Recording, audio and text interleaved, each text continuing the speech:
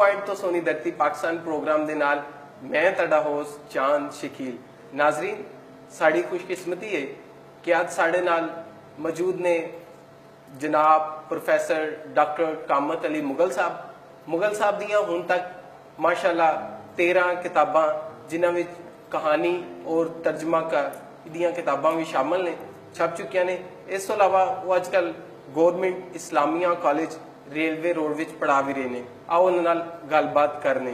अस्सलाम वालेकुम डॉक्टर साहब, कैसी तबीयत है? जी अल्हम्दुलिल्लाह, ठीक ठाक हो? बहुत अच्छी। अच्छा डॉक्टर साहब, मैं चाहना हूं तुसी अपने बारे थोड़ा जिहा साडे देखण वाले नूं दसो, कित्थों तालीम हासिल कीती और अजकल की कर रहे? जी मैं लाहौर तो बिलोंग करना, लाहौर दे स्कूलों विच ही पढ़दा रहा। Government model high school model town Lahore च मैट्रिक किया। मैट्रिक तो बाद FC कॉलेज लाहौर विच आ गए। उत्थे ही पंजाबी वल मेरा रुझान होया। उत्थे असी कुछ पढ़ियारां ने मिल के मजलिस वारिस शाह बनाई, जिहदे विच बड़े वड्डे शायर ने अज दे कामरान आजिज, फिर शाहिद पट्टी सन, इकदार करामत चीमा सी। असी सब ने मिल के एक तंजीम बनाई जिहदा मतलब सी, जिहदा मकसद सी कि असी पंजाबी दे निक्के मोटे प्रोग्राम कराइए। असी उत्थे छोटे छोटे मुशायरे करवाए, छोटे छोटे तजियाती प्रोग्राम कराए।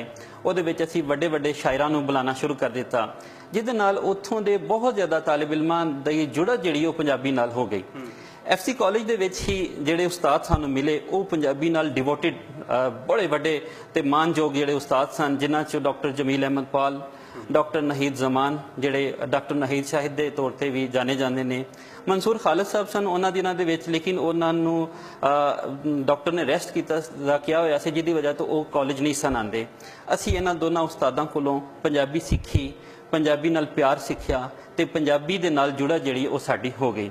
ਇਸ ਤੋਂ ਬਾਅਦ FC ਕਾਲਜ ਤੋਂ ਹੀ ਦਾ ਸਫ਼ਰ ਜਿਹੜਾ ਖਤਮ ਹੋਇਆ ਤੇ ਅਸੀਂ ਪੰਜਾਬ ਯੂਨੀਵਰਸਿਟੀ ਚਲੇ ਗਏ।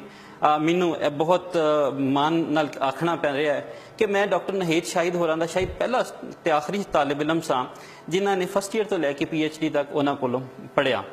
ਉਹਨਾਂ ਦੇ ਨਾਲ ਬੜੀ ਜੁਰਤ ਤੇ ਆਖਰੀ ਵੇਲੇ ਤੱਕ, ਆਖਰੀ ਸਾਵਾਂ ਤੱਕ ਅਸੀਂ ਉਹ ਜੁੜੇ ਰਹੇ। ਇਹ ਸੀ ਮੇਰਾ ਤਾਲੀਮ ਦੇ ਨਾਲ ਜਿਹੜੀ ਜੁਰਤ। ਉਹਦੇ ਬਾਅਦ ਪੰਜਾਬੀ ਪੜ੍ਹਾਉਂਦੇ ਹੋਏ ਮੁਖਤਲਿਫ ਪ੍ਰਾਈਵੇਟ ਸਕੂਲਾਂ 'ਚ ਅਖਬਾਰਾਂ ਵਿੱਚ ਕੰਮ ਕਰਦੇ ਕਰਾਂਦੇ 2009 ਵਿੱਚ ਬਤੌਰੇ ਪੰਜਾਬੀ ਲੈਕਚਰਰ ਮੈਂ ਭਰਤੀ ਹੋਇਆ ਤੇ ਮੇਰੀ ਪਹਿਲੀ ਪੋਸਟਿੰਗ ਸੀ government Islamia college railway road Lahore. ਜਦੋਂ ਮੈਂ ਇੱਥੇ ਆਇਆ ਉਸ ਤੋਂ ਪਹਿਲੇ ਸੀ ਵਾਰਿਸ ਸ਼ਾਹ ਕਾਲਜ ਜੰਡਿਆਲਾ ਸ਼ੇਰ ਖਾਨ। ਤੇ ਪੰਜਾਬੀ ਪੜ੍ਹਾਉਣ ਦਾ ਜਿਹੜਾ ਉਹ ਸ਼ੁਗਫ ਹੈ, ਉਹ ਜਿਹੜਾ ਸ਼ੌਕ ਸੀ, ਉਹ ਜਿਹੜਾ ਪੈਸ਼ਨ ਸੀ, ਉਹ ਮੈਨੂੰ ਇਬਾਦਤ ਜਿਹੜੀ ਲੱਗਦੀ ਸੀ, ਉਹ ਮੈਨੂੰ ਨੌਕਰੀ ਵੀ ਉਹਦੀ ਮਿਲ ਗਈ। ਬੜੇ ਖੁਸ਼ਕਿਸਮਤ ਹੋ ਕਿ ਜਿਹੜੇ ਲੋਕਾਂ ਨੂੰ ਜਿਹੜੇ ਉਹ ਪੈਸ਼ਨ ਹੋਵੇ ਉਹਦੇ ਮੁਤਾਬਕ ਹੀ ਉਹਨਾਂ ਨੂੰ ਨੌਕਰੀ ਮਿਲ ਜਾਵੇ, ਬੜੀ ਬਲੈਸਿੰਗ ਹੁੰਦੀ ਹੈ। ਤੇ ਤੁਸੀਂ ਮਾਸ਼ਾਅੱਲਾ ਪੜ੍ਹਾ ਵੀ ਰਹੇ ਹੋ ਗਵਰਨਮੈਂਟ ਕਾਲਜ ਦੇ ਵਿੱਚ, ਉਸਤਾਦ ਵੀ ਹੋ। ਔਰ ਤੁਹਾਡਾ ਜਿਹੜਾ ਹੈਗਾ ਹੈ ਇੱਕ ਸਫ਼ਰ ਜਿਹੜਾ ਲਿਖਣ ਲਿਖਾਉਣ ਦਾ, ਉਹ ਕਿੱਥੋਂ ਸ਼ੁਰੂ ਹੋਇਆ? ਅਸੀਂ ਇਹ ਜਿਵੇਂ ਸਟੂਡੈਂਟ ਲਾਈਫ ਤੋਂ ਹੀ ਜਾਂ ਤੁਸੀਂ ਬਾਅਦੋਂ ਆ ਕੇ ਜਾਂ ਬਚਪਨ ਤੋਂ ਹੀ? ਜਿਵੇਂ ਕਿ ਦੱਸਿਆ ਕਿ ਅਸੀਂ ਫਾਰਮ ਨਾਈਟ ਪੰਜਾਬੀ ਮਜਲਿਸ ਵਾਰਿਸ ਸ਼ਾਹ ਵੱਲੋਂ ਅਸੀਂ ਥੋੜ੍ਹਿਆਂ ਨੇ FC ਕਾਲਜ ਦੇ ਵਿੱਚ 100 200 ਪਾ ਕੇ ਕੁਛ ਟੀਚਰਾਂ ਕੋਲੋਂ ਲੈ ਕੇ ਅਸੀਂ ਇੱਕ ਰਿਸਾਲਾ ਜਿਹੜਾ ਕੱਢਿਆ 4 ਸਫ਼ਿਆਂ ਦਾ, ਫਿਰ ਉਹਨੂੰ 8 ਸਫ਼ੇ ਕੀਤੇ। ਉਹਦੇ ਵਿੱਚ ਅਸੀਂ ਵੱਖ-ਵੱਖ ਲਿਖਾਰੀਆਂ ਦੇ ਅਸੀਂ ਲੈਂਦੇ ਸੀ, ਉਹਦੀ ਸ਼ਾਇਰੀ ਲੈ ਲਈ ਕਿਸੇ ਦੇ ਕੋਲੋਂ, ਜਿਹੜੇ ਅਸੀਂ ਉਹ ਲੈ ਲਏ, ਅਫਸਾਨੇ ਲੈ ਲਏ, ਅਫਸਾਨਚੇ ਲੈ ਲਏ, ਜੋ ਵੀ ਨਿੱਕੀਆਂ ਮੋਟੀਆਂ ਕੱਚੀਆਂ ਪੱਕੀਆਂ ਜਿਹੜੀਆਂ ਸਾਡੀਆਂ ਤਹਿਰੀਰਾਂ ਹੁੰਦੀਆਂ ਸੀ, ਅਸੀਂ ਉਹਨੂੰ ਛਾਪਦੇ ਸੀ। ਉੱਥੇ ਦੇਖਿਆ ਕਿ ਸ਼ਾਇਰੀ ਬੇਤਹਾਸ਼ਾ ਲੋਕ ਕਰਨ ਵਾਲੇ ਨੇ, ਬੇਤਹਾਸ਼ਾ ਲੋਕ, ਈਵਨ ਕਿ ਲੋਕ ਤੇ ਇੱਥੋਂ ਕਰ ਕਹਿਣ ਲੱਗ ਪਏ ਕਿ ਯਾਰ ਪੰਜਾਬੀ 'ਚ ਸਿਰਫ ਸ਼ਾਇਰੀ ਹੋ ਸਕਦੀ ਹੈ। ਮੈਂ ਦੇਖਿਆ ਕਿ ਯਾਰ ਸਾਨੂੰ ਅਸੀਂ ਕੋਈ ਮੁਖਤਲਿਫ ਕੰਮ ਕਰਨਾ ਚਾਹੀਦਾ ਹੈ। ਇਸ ਲਈ ਮੈਂ ਜਿਹੜੀ ਉਹਦੇ ਵਿੱਚ ਅਫਸਾਨਚਾ ਲਿਖਿਆ ਉਹ ਮੇਰੀ ਕੀ ਲੱਗਦੀ, ਉਹ ਜਿਹੜੀ ਬਾਅਦੋਂ ਮੇਰੀ ਕਿਤਾਬ ਦਾ ਪਹਿਲੀ ਤਹਿਰੀਰ ਸੀ ਜੀ, ਹਾਂਜੀ। ਉਹਦੇ ਬਾਅਦ ਜਿਹੜਾ ਬਾਕਾਇਦਾ ਅਫਸਾਨਾ ਫਿਰ ਤਖਲੀਕਕਾਰ ਲਿਖਿਆ। ਇਹ ਮੇਰਾ ਪਹਿਲਾ ਜਿਹੜਾ ਸਫ਼ਰ ਸੀ FC ਕਾਲਜ ਤੋਂ ਸ਼ੁਰੂ ਹੋ ਗਿਆ। ਜਿਵੇਂ ਕਿ ਸ਼ਾਹ ਹੁਸੈਨ ਨੇ ਆਖਿਆ ਨਾ ਕਿ ਰੇਤ ਜਿਹੜੀ ਹੈ ਉਹਦੇ ਵਿੱਚ ਸੋਨਾ ਰਲਿਆ ਹੁੰਦਾ ਹੈ, ਪਰ ਉਹਨੂੰ ਕੱਢਣ ਵਾਲਾ ਕੋਈ ਲੱਭ ਜਾਵੇ।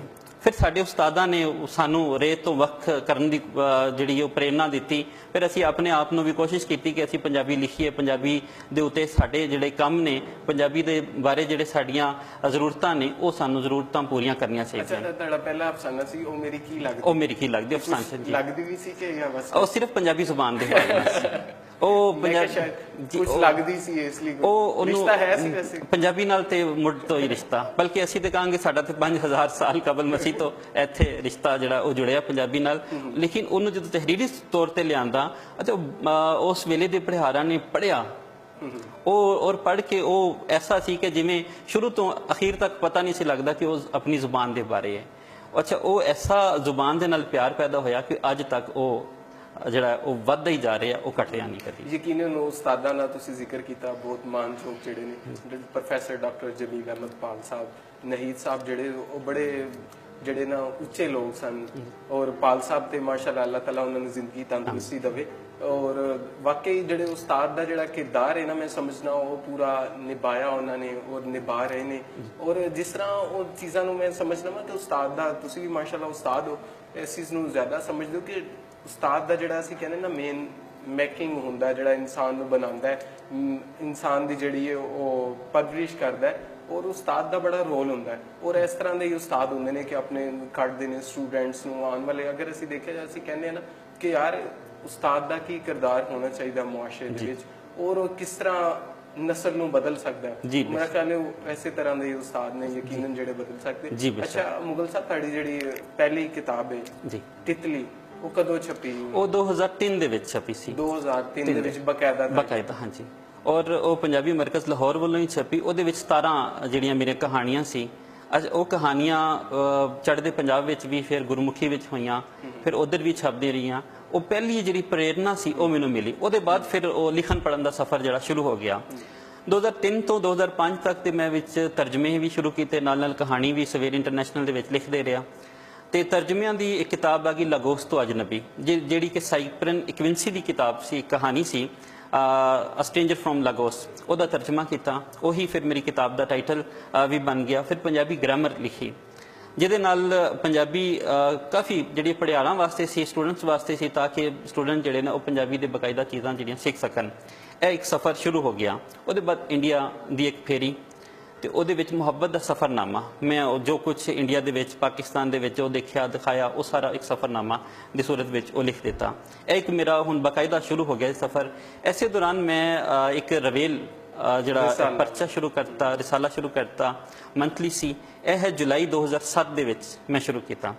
ਇਹ ਜੁਲਾਈ 2007 ਦੇ ਵਿੱਚ ਮੰਥਲੀ ਰਿਸਾਲਾ ਜਿਹੜਾ ਉਹ ਮੇਰਾ ਐਸਾ ਹੋਇਆ ਕਿ ਉਹਦੇ ਨਾਲ ਮੈਂ ਨਵੇਂ ਜਿਹੜੇ ਲਿਖਣ ਵਾਲੇ ਸਨ ਉਹਨਾਂ ਨੂੰ ਪ੍ਰੇਰਨਾ ਮਿਲਦੀ ਸੀ। ਔਰ ਮੇਰੀ ਕੋਸ਼ਿਸ਼ ਹੁੰਦੀ ਸੀ ਕਿ ਨਵੇਂ ਲਿਖਣ ਵਾਲੇ ਜਿੰਨੇ ਵੀ ਜ਼ਿਆਦਾ ਨੇ ਉਹਦੇ ਵਿੱਚ ਸ਼ਾਮਿਲ ਹੋਣ, ਉਹਨਾਂ ਨੂੰ ਉਹਨਾਂ ਦੀ ਸ਼ਾਇਰੀ, ਉਹਨਾਂ ਦੇ ਅਫਸਾਨੇ, ਉਹਨਾਂ ਦੇ ਨਾਵਲ ਅਗਰ ਉਹ ਜਿਹੜੇ ਵੀ ਲਿਖਦੇ ਨੇ ਉਹਨਾਂ ਨੂੰ ਠੀਕ ਕਰਕੇ ਸੀ, ਤਾਂ ਕਿ ਨਵੀਂ ਨਸਲ ਨੂੰ ਨਾਲ ਜੋੜਿਆ ਜਾਏ। ਜਿੰਨਾ ਚਿਰ ਅਸੀਂ ਖਲਾ ਨਹੀਂ ਪੂਰਾ ਕਰਾਂਗੇ ਤੇ ਅਗਲਾ ਜਿਹੜਾ ਮੁਸਤਕਬਲ ਉਹ ਠੀਕ ਨਹੀਂ ਹੋਏਗਾ। ਮੈਨੂੰ ਵੀ ਫਖਰ ਹੈ ਕਿ ਮੈਂ ਵੀ ਉਹਦਾ ਰਵੇਲ ਦਾ ਹਿੱਸਾ ਵਾ, ਛੋਟਾ ਜਿਹਾ ਇੱਕ ਅਦਨਾ ਜਿਹਾ ਕਾਰਕੁਨ। ਔਰ ਅੱਛਾ ਡਾਕਟਰ ਸਾਹਿਬ, ਤੁਸੀਂ ਤਾਲੀਮ ਦੇ ਮਹਿਕਮੇ ਨਾਲ ਜੁੜੇ ਹੋਏ ਹੋ ਜੀ, ਤੁਹਾਡਾ ਇਸ ਮਹਿਕਮੇ ਨਾਲ ਕੈਸਾ ਤਜਰਬਾ ਰਿਹਾ? ਸਟੂਡੈਂਟਸ ਦੇ ਨਾਲ ਇੱਕ ਤਾਮੁਨ ਜਿਹੜਾ ਉਹ ਕੈਸਾ ਹੈ? ਔਰ ਅੱਛਾ, ਜਿਵੇਂ ਕਿ ਮੈਂ ਦੱਸਿਆ ਕਿ ਦੋ ਤਰ੍ਹਾਂ ਦੇ ਮੈਨੂੰ ਤਾਲਿਬ ਇਲਮ ਪੜ੍ਹਾਉਣੇ ਪਏ। ਇੱਕ ਤੇ ਪਹਿਲੇ ਪ੍ਰਾਈਵੇਟ ਸੈਕਟਰ ਦੇ ਵਿੱਚ ਤੇ ਬੜੀ ਹਾਈਫਾਈ ਇੱਕ ਕਲਾਸ ਪੜ੍ਹਦੀ ਸੀ, ਲੇਕਿਨ ਉਸ ਤੋਂ ਬਾਅਦ ਮਿਲ ਰਹੀ ਇੱਕਦਮ ਜਿਹੜੀ ਪੋਸਟਿੰਗ ਇੱਕ ਬਹੁਤ ਜ਼ਿਆਦਾ ਰਿਮੋਟ ਏਰੀਆ 'ਚ ਹੋ ਗਈ, ਜੰਡਿਆਲਾ ਸ਼ੇਰ ਖਾਨ, ਜਿਵੇਂ ਕਿ ਇੱਥੋਂ ਤੇ 80 ਕਿਲੋਮੀਟਰ ਦੂਰ ਹੈ। ਲੇਕਿਨ ਅਗਰ ਅਸੀਂ ਦੇਖੀਏ ਤਹਿਜ਼ੀਬੀ ਤੌਰ ਤੇ ਸਾਨੂੰ ਇੰਝ ਲੱਗਦਾ ਜਿਵੇਂ ਅਸੀਂ 100 ਸਾਲ ਪਿੱਛੇ ਆ ਗਏ। ਜਿਵੇਂ ਕਿ ਫੋਟੋਕਾਪੀ ਕਰਵਾਉਣੀ ਸੀ ਤੇ ਸਾਨੂੰ 15 ਕਿਲੋਮੀਟਰ ਦੂਰ ਜਾਣਾ ਪੈਂਦਾ ਸੀ। ਪਰ ਉੱਥੋਂ ਦੇ ਸਟੂਡੈਂਟਸ ਦੇ ਵਿੱਚ ਕੁਝ ਸਿੱਖਣ ਦੀ ਤਲਬ ਸੀ। ਸੁਬਹ 8 ਵਜੇ ਸਰਦੀਆਂ ਯਖਸ ਠੰਡ ਦੇ ਵਿੱਚ ਧੁੰਦੇ 8 ਵਜੇ ਬੱਚੇ ਬੈਠੇ ਹੁੰਦੇ ਸਨ। ਉਹ ਕਈ ਮੀਲਾਂ ਦੂਰ ਸਾਈਕਲ ਚਲਾ ਕੇ, ਮੋਟਰਸਾਈਕਲ ਚਲਾ ਕੇ ਆਏ ਹੁੰਦੇ ਸਨ, ਜਿਨ੍ਹਾਂ ਦੇ ਹੱਥਾਂ ਦੇ ਬਰਫ਼ ਜੰਮੀ ਹੁੰਦੀ ਸੀ। ਉਹ ਸੀ ਤਾਲਿਬ ਇਲਮ। ਇਸ ਤੋਂ ਬਰਖ ਜਦੋਂ ਲਾਹੌਰ ਆਇਆ ਤੇ ਲਾਹੌਰ ਦੇ ਵਿੱਚ ਹਾਲਾਤ ਡਿਫਰੈਂਟ। ਅੱਜ ਦਾ ਤਾਲਿਬ ਇਲਮ ਹਰ 15 ਸੈਕਿੰਡ ਬਾਅਦ ਆਪਣੀ ਜੇਬ 'ਚ ਜਾ ਕੇ ਵੇਖਦਾ ਹੈ ਕਿ ਸੋਸ਼ਲ ਮੀਡੀਆ ਤੇ ਕੀ ਸਟੇਟਸ ਹੈ। ਉਹਨੂੰ ਪੜ੍ਹਾਈ ਦੇ ਨਾਲ ਕੋਈ ਤਾਲੁਕ ਨਹੀਂ ਹੈ।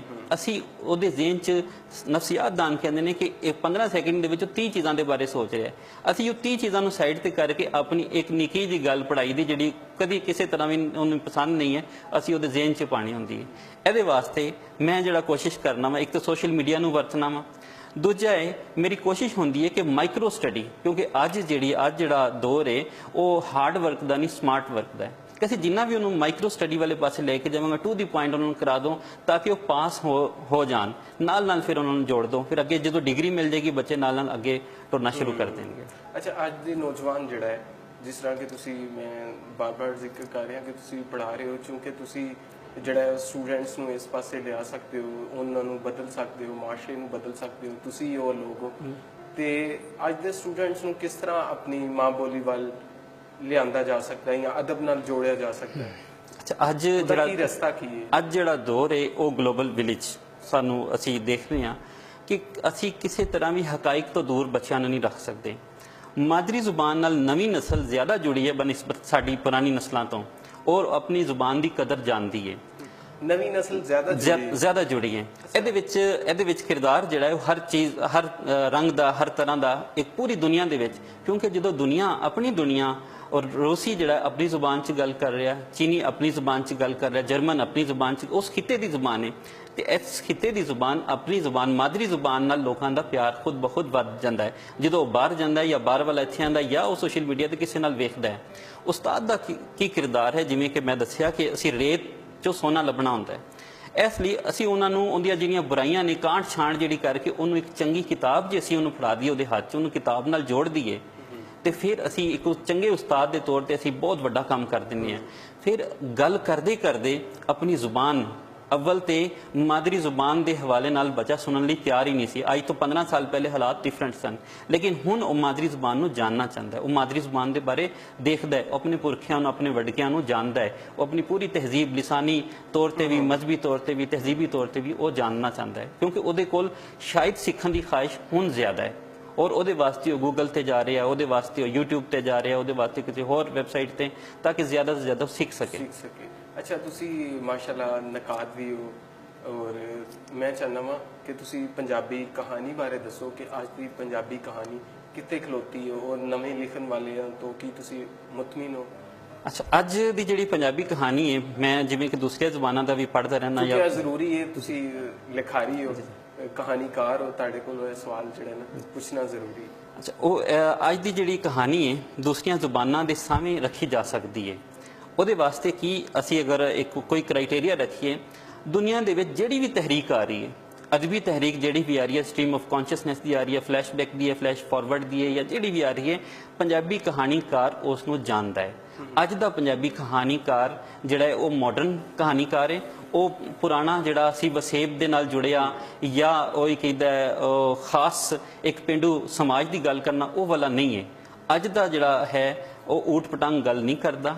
ਉਹ ਅੱਜ ਦਾ ਜਿਹੜਾ ਕਹਾਣੀਕਾਰ ਹੈ ਉਹ ਸਟ੍ਰੀਮ ਆਫ ਕੌਨਸ਼ੀਅਸਨੈਸ 'ਚ ਵੀ ਲਿਖਦਾ ਪਿਆ ਹੈ, ਉਹ ਫਿਲਾਸਫੀ ਵੀ ਦੇ ਰਿਹਾ ਹੈ, ਉਹ ਹਯਾਤੀ ਵੀ ਦੇ ਰਿਹਾ ਹੈ, ਉਹ ਨਵੇਂ ਜ਼ਾਵੀਏ ਵੀ ਦੇ ਰਿਹਾ ਹੈ, ਉਹ ਕਹਾਣੀ ਦੇ ਵਿੱਚ ਇਨਕਲਾਬ ਦੀ ਗੱਲ ਵੀ ਕਰ ਰਿਹਾ। ਜਿਵੇਂ ਕਿ ਮਿਲਾਨ ਕੁੰਡੇਰਾ ਨੇ ਕਿਹਾ ਸੀ ਕਿ ਇਨਕਲਾਬ ਚੰਗੀ ਸ਼ੈ ਹੈ, ਦਹਿਸ਼ਤਗਰਦੀ ਬੁਰੀ ਸ਼ੈ ਹੈ, ਔਰ ਇਨਕਲਾਬ ਆ ਰਿਹਾ। ਅਦਬ ਦੇ ਵਿੱਚ ਵੀ ਇਨਕਲਾਬ। ਅੱਜ ਤੋਂ 2000 ਤੋਂ ਪਹਿਲੇ ਜਿਹੜੀ ਕਹਾਣੀ ਲਿਖੀ ਜਾ ਰਹੀ ਸੀ ਉਹ ਪੰਜਾਬੀ ਕਹਾਣੀ ਕੋਈ ਹੋਰ ਸੀ। ਹੁਣ ਜਿਹੜੀ ਪੰਜਾਬੀ ਕਹਾਣੀ ਲਿਖੀ ਜਾ ਰਹੀ ਹੈ ਉਹ ਅੱਜ ਦੀ ਕਹਾਣੀ ਹੈ, ਉਹਦੇ ਵੇਲੇ ਦੀ ਗੱਲ ਹੈ। ਉਹਦੇ 'ਚ ਸਾਡੇ ਸਮਾਜੀ ਮਸਲੇ ਨੇ, ਉਹਦੇ 'ਚ ਸਾਡੇ ਸਮਾਜੀ ਇਸਲਾਹਾਤ ਦੇ ਪਹਿਲੂ ਨੇ, ਹਯਾਤੀ ਦਾ ਬੜਾ ਵੱਡਾ ਫਲਸਫਾ ਹੈ। ਹੋਰ ਸਾਡੇ ਜਿਹੜੇ ਸੋਸ਼ਲ ਮੀਡੀਆ ਦੇ ਨਾਲ ਪ੍ਰੋਬਲਮਸ ਪੈਦਾ ਹੋਏ ਨੇ ਉਹ ਨੇ, ਉਹ ਵੀ ਸਾਡੇ ਨਾਲ ਇੰਟਰਨੈਟ ਨੇ ਜਿਹੜੀਆਂ ਸਾਡੇ ਨਾਲ ਖੂਬੀਆਂ ਪੈਦਾ ਕੀਤੀਆਂ ਨੇ, ਉਹ ਖਾਮੀਆਂ ਪੈਦਾ ਕੀਤੀਆਂ ਨੇ, ਉਹ ਵੀ ਉਹਦੇ ਵਿੱਚ ਮੌਜੂ ਨੇ। ਅੱਜ ਦਾ ਜਿਹੜਾ ਔਰ ਜਿਹੜੀ ਇਹਦੇ ਨਾਲ ਜਿਹੜੀ ਜ਼ੁਬਾਨ ਦੀ ਤਰੱਕੀ, ਜ਼ੁਬਾਨ ਇੱਕ ਥਾਂ ਤੇ ਜਿਹੜੀ ਜਾਮਦ ਨਹੀਂ ਹੋਈ, ਜਿਹਦੀ ਵਜ੍ਹਾ ਤੋਂ ਸਾਡੀ ਜ਼ੁਬਾਨ ਦੇ ਵਿੱਚ ਇੰਨੀ ਖੁੱਲ੍ਹ ਡੁੱਲੇ ਕਿ ਅਸੀਂ ਅੱਜ ਦੇ ਵੇਲੇ ਦੇ ਨਾਲ ਟੁਰ ਰਹੇ ਹਾਂ। ਜਿਵੇਂ ਕਿ ਪੁਰਾਣੇ ਜ਼ਮਾਨੇ 'ਚ ਜਿਹੜੀ ਇੱਕ ਪੇਂਡੂ ਵਸੇਬ ਦੀ ਜਾਂ ਪੇਂਡੂ ਸਮਾਜ ਦੀ ਜਿਹੜੀ ਗੱਲ ਹੁੰਦੀ ਸੀ, ਉਹਦੇ ਵਿੱਚ ਜਿਹੜੀ ਜ਼ੁਬਾਨ ਵਰਤੀ ਜਾਂਦੀ ਸੀ, ਅੱਜ ਜਿਹੜਾ ਪੰਜਾਬੀ ਹੈ ਉਹ ਮੁਖਤਲਿਫ ਵੱਡੇ ਵੱਡੇ ਪਲਾਜ਼ਿਆਂ 'ਚ ਜਾ ਰਿਹਾ, ਉਹ ਟੈਕਨੋਲੋਜੀ ਯੂਜ਼ ਕਰ ਰਿਹਾ, ਉਹ ਹਵਾਈ ਜਹਾਜ਼ਾਂ 'ਚ ਸਫ਼ਰ ਕਰਦੇ ਪਏ, ਉਹ ਬਰਗਰ ਖਾ ਰਿਹਾ। ਉਹ ਸਾਡਾ ਕਹਾਣੀਕਾਰ ਵੀ ਇਹਨਾਂ ਚੀਜ਼ਾਂ ਨੂੰ ਵੇਖਦਾ ਹੈ, ਫਿਰ ਉਹਨੂੰ ਲਿਖਦਾ ਹੈ, ਫਿਰ ਉਹ 'ਚ ਹਯਾਤੀ ਦਾ ਫਲਸਫਾ ਨਜ਼ਰ ਆਉਂਦਾ ਹੈ। ਇਹਦੇ ਵਿੱਚ ਸਾਨੂੰ ਜਿਹੜੇ ਨਵੇਂ ਜਿਹੜੇ ਚੰਗੇ ਕਹਾਣੀਕਾਰ ਲਿਖ ਰਹੇ ਨੇ, ਜ਼ੁਬੈਰ ਅਹਿਮਦ ਸਾਹਿਬ ਲਿਖ ਰਹੇ ਨੇ, ਇਜਾਜ਼ ਲਿਖ ਰਿਹਾ, ਖਾਲਿਦ ਫਰਹਾਦ ਤਾਰੀਵਾਲ, ਨੈਣ ਸੁਖ, ਉਹ ਇੱਕ ਬੇਰਹਿਮ ਜਿਹੜਾ ਕਹਾਣੀਕਾਰ ਹਕੀਕਤ ਨਗਾਰ ਹੈ, ਉਹ ਆਪਣੇ ਕਿਰਦਾਰਾਂ ਨਾਲ ਹਮਦਰਦੀ ਨਹੀਂ ਕਰਦਾ ਪਿਆ। ਨਵੀਂ ਜਿਹੜੀ ਕਿਤਾਬ ਆਈ ਹੈ ਉਹਨਾਂ ਦੀ, ਨਾਸਰ ਬਲੋਚ ਹੋਰਾਂ ਦੀ, ਝੂਠਾ ਸੱਚ ਕੋਈ ਨਾ, ਉਹਦੇ ਵਿੱਚ ਉਹਨਾਂ ਨੇ ਉਸ ਅਲਾਮਤ ਨੂੰ ਵਰਤਿਆ ਹੈ ਕਿ ਜਿਹੜੇ 70 ਦੀ ਦਹਾਈ ਦੇ ਵਿੱਚ, ਜਿਵੇਂ ਕਿਸੇ ਨੇ ਆਖਿਆ ਸੀ ਕੁਝ ਲੋਕ 70 ਦੀ ਦਹਾਈ ਵਿੱਚ ਮਰ ਜਾਂਦੇ ਨੇ ਪਰ ਦਫਨ ਉਹ 2018 ਜਾਂ 2020 ਚ ਹੁੰਦੇ ਨੇ, ਤੇ ਉਹ ਕੁਝ ਕਹਾਣੀਕਾਰ ਉੱਥੇ ਦੇ ਉੱਥੇ ਖਲੋਤੇ ਹੋਏ ਨੇ।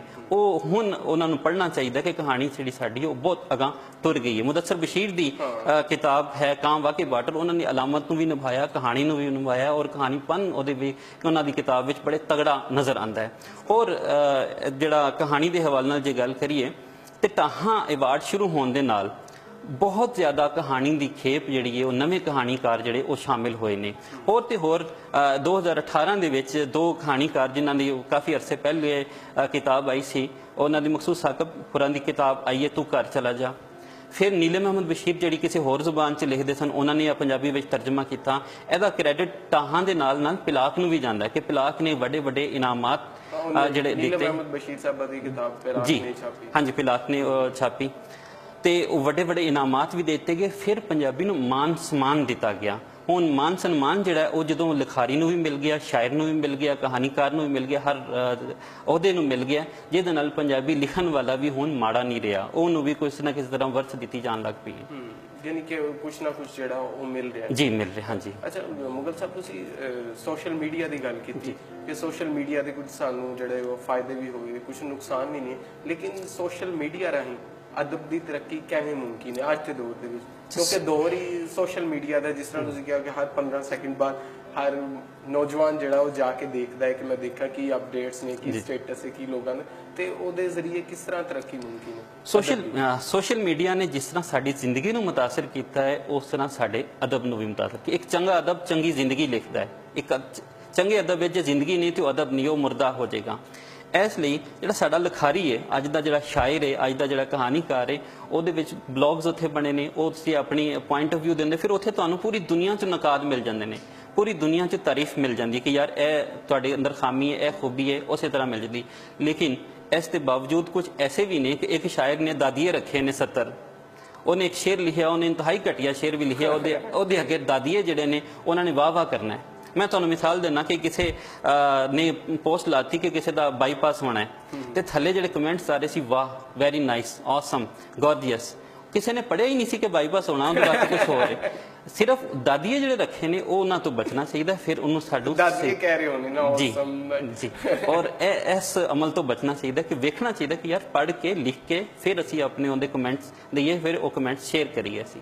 ਨਹੀਂ, ਬਾਜ਼ ਲੋਕ ਮੁਹੱਬਤ से ने अन्य हो चुके हैं ना, ਉਹਨਾਂ ਦੀ ਤਸਵੀਰ ਆ ਜਾਵੇ ਜਾਂ ਸਾਹਮਣੇ, ਉਹ ਸਮਝਦੇ ਨੇ ਕਿ ਹਰੇ ਪਤਾ ਨਹੀਂ ਕੋਈ ਅੱਛੀ ਚੰਗੀ ਚੀਜ਼ ਹੀ ਲਾਈ ਹੋਣੀ, ਉਹ ਪੜ੍ਹਦੇ ਨਹੀਂ। ਹੋ ਸਕਦਾ ਉਹਨਾਂ ਦੀ ਮੁਹੱਬਤ ਦਾ ਇੱਕ ਮੁਗਲ ਸਾਹਿਬ ਇਜ਼ਹਾਰ ਮੁਖਤਲਿਫ। ਔਰ ਐਸੀ ਗੱਲ ਨੂੰ ਜਿਸ ਤਰ੍ਹਾਂ ਅੱਗੇ ਵਧਾਈਏ, ਸੋਸ਼ਲ ਮੀਡੀਆ ਨੇ ਜਿੱਥੇ ਬੇਅਮਲ ਵੀ ਕਰਤਾ ਸ਼ਾਇਰਾਂ ਨੂੰ, ਉਹ ਐਸੇ ਬੇਅਮਲ ਕਰਤਾ ਕਿ ਉਹਨਾਂ ਨੇ ਸ਼ਾਇਰੀ ਨਜ਼ਮ ਲਿਖੀ, ਗਜ਼ਲ ਲਿਖੀ, ਉੱਥੇ ਲਾਤੀ, ਆਪਣੀ ਤਾਰੀਫ ਸਮਝਣ ਕਿ ਇਹੀ ਸਭ ਤੋਂ ਆਲਾ ਹੈ, ਜਾਂ ਮੁਸ਼ਾਇਰੇ 'ਚ ਪੜ੍ਹ ਲਈ।